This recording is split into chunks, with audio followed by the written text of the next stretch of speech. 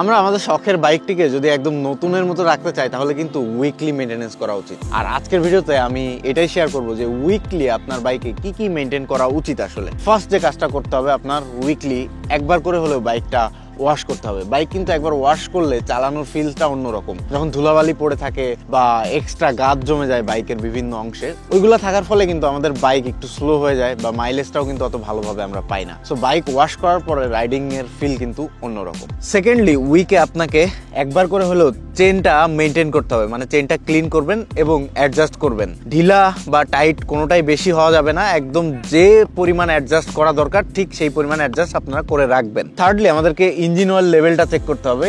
ইঞ্জিনের মধ্যে সবারই একটা ইঞ্জিন ক্যাপ থাকে, ওই ক্যাপটা খোলার পরে আপনারা ইজিলি ইঞ্জিন অয়েল লেভেলটা চেক করতে পারবেন। এবং যখন লেভেলটা চেক করবেন তখন একবার হাতে একটু নিয়ে নেবেন, দুই আঙ্গুলের মাঝে নিয়ে ভিসকোসিটিটাও চেক করে ফেলবেন একবারে, যেহেতু এটা খুলে চেক করবেনই। এবং চেষ্টা করবেন সবসময় ভালো মানের একটা ইঞ্জিন অয়েল ইউজ করার জন্য, যেমন আমি ইউজ করি মোবিল 1 10W40 এবং অথেন্টিক জায়গা থেকে অবশ্যই কিনবেন। লাস্টলি, আমরা উইকলি একবার করে টায়ার প্রেসার চেক করব। বিশেষ করে যখন লং ট্যুরে যাব তখন তো একবার চেক করবোই, বাট উইকলি একবার করে টায়ার প্রেসারটা চেক করবো, যার ফলে আমরা মাইলেজটাও ভালো পাবো এবং বাইকও বেশি ভাগবে বা আপনারা ব্রেকিং করে মজা পাবেন। টায়ার প্রেসার কিন্তু বেশিও রাখা যাবে না, খুব কমও রাখা যাবে না। ঠিক যতটুকু আমাদের ম্যানুয়াল বুকে দেওয়া থাকে ততটুকুই হাওয়া আমাদের দেওয়া উচিত।